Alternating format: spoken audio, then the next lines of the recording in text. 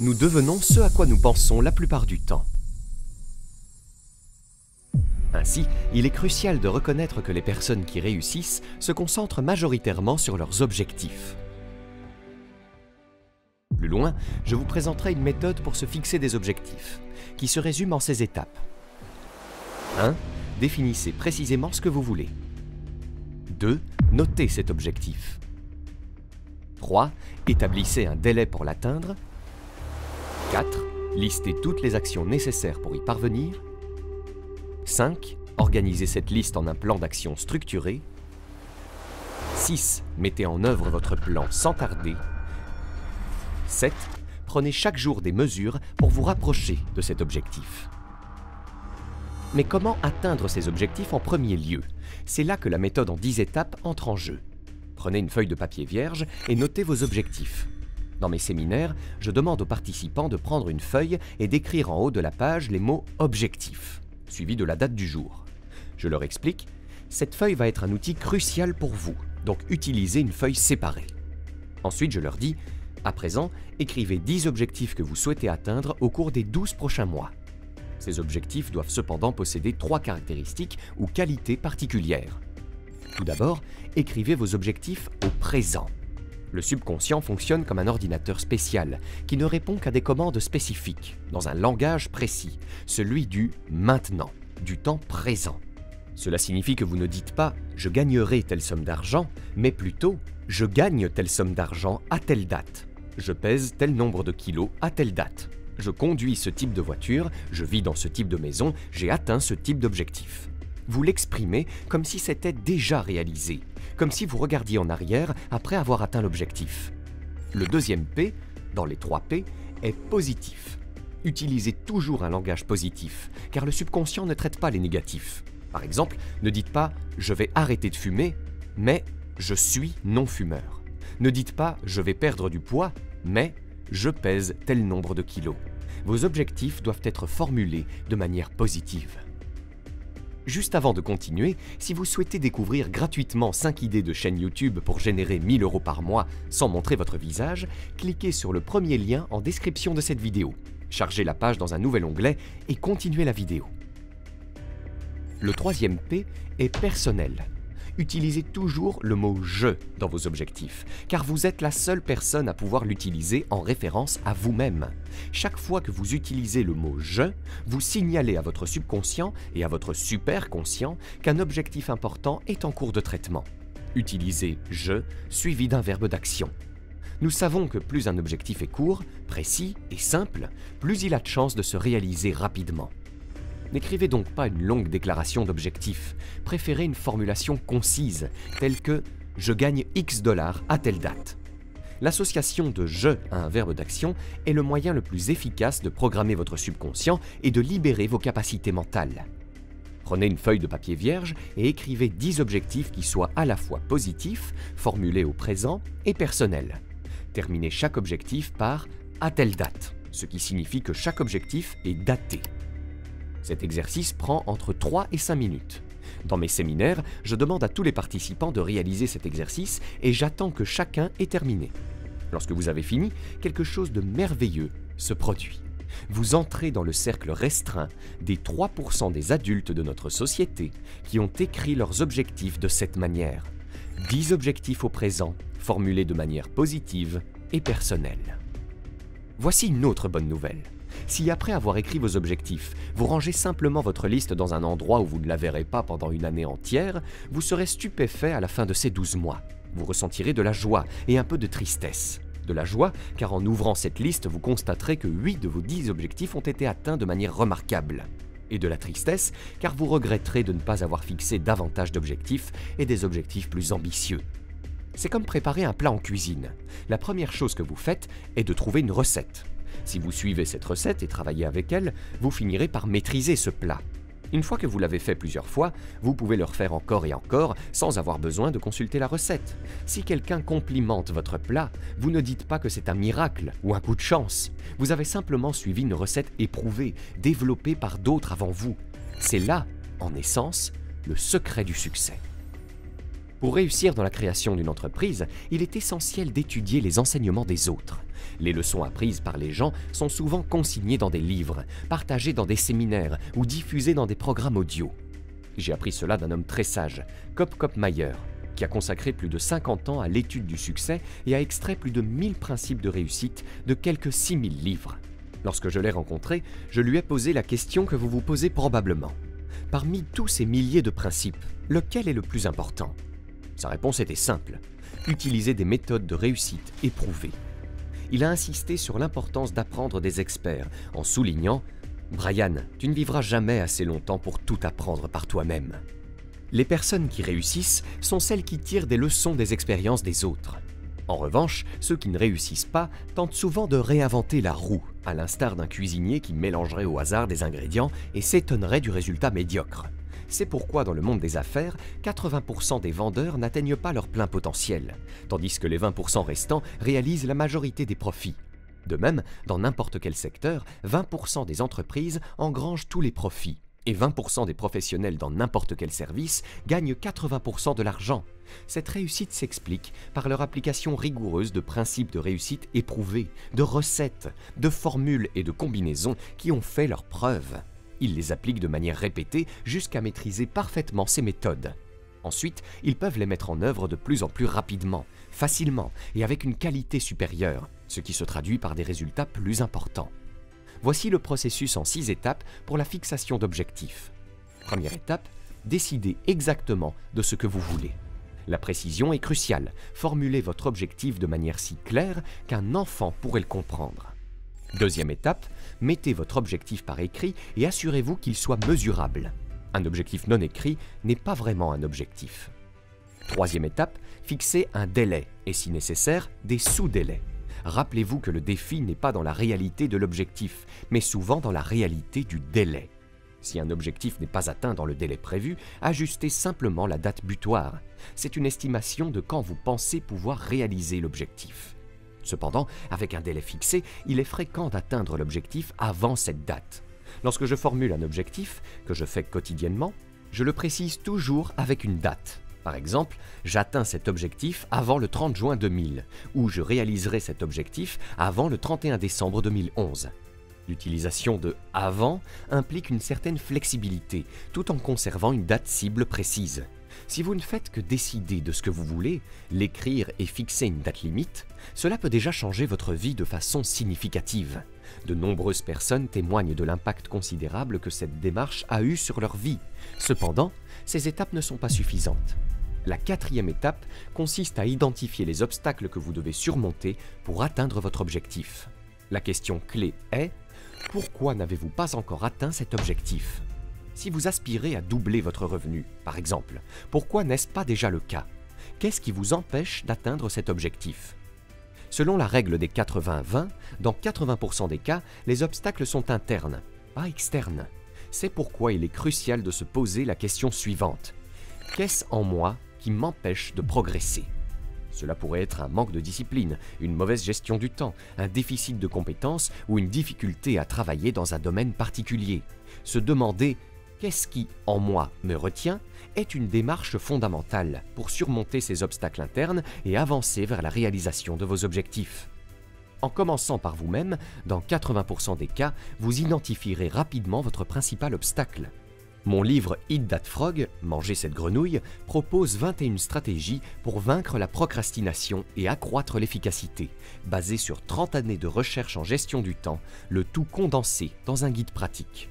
Ce livre a été conçu pour vous enseigner comment développer l'habitude de prioriser et d'accomplir vos tâches les plus importantes. Lorsque vous prenez l'habitude de déterminer et d'accomplir votre tâche la plus importante, votre vie change radicalement. Vous commencez à tout réaliser plus efficacement et à accomplir de plus en plus de tâches. De plus, achever une tâche importante procure un sentiment de satisfaction, augmente l'estime de soi, booste l'énergie et la confiance en soi et motive à en faire encore plus. Souvent, la procrastination est le problème majeur. Les gens admettent que c'est la procrastination qui les empêche de faire le premier pas. Mais surmonter la procrastination est une compétence qui peut s'apprendre. Pour vaincre la procrastination, il faut se dire « je vais surmonter ce défi maintenant, pas demain ou la semaine prochaine ». Donnez-vous 1 an pour devenir l'un des meilleurs en matière de gestion du temps et de productivité. Travaillez-y tous les jours. Je vous assure que sous 3, 6, 9 ou 12 mois, vous deviendrez une véritable centrale de production. Vous serez la personne la plus productive dans votre domaine, accomplissant tellement que les gens viendront vous voir en action, impressionnés par votre efficacité. Déterminez donc les obstacles. L'étape suivante, qui est la 5e, consiste à identifier les connaissances et compétences supplémentaires nécessaires. Rappelez-vous, pour atteindre un objectif que vous n'avez jamais atteint, vous devrez développer des compétences que vous n'avez jamais eues. Demandez-vous, quelles sont ces compétences ? Une idée fondamentale qui a transformé ma vie à l'âge de 23 ans est que toutes les compétences commerciales sont apprenables. Que ce soit pour la prospection, la présentation, la conclusion de vente, le recrutement, le financement, la création d'entreprises ou le marketing, toutes ces compétences peuvent être acquises. Elles ne sont pas innées, elles s'apprennent. Pouvez-vous maîtriser ces compétences en 1 semaine ou 1 mois ? Non, particulièrement si vous visez un succès durable plutôt qu'un gain rapide. Mais est-il possible de les apprendre ? Absolument. Prenez l'exemple de la dactylographie. Peut-on apprendre à taper au clavier ? Oui, mais pas en une seule leçon. Cela nécessite une pratique régulière. J'ai suivi la méthode recommandée par Mavis, consistant à pratiquer la dactylographie 30 minutes par jour. En 90 jours, j'ai appris à taper efficacement au clavier, ce qui a radicalement changé mon accès à l'information mondiale.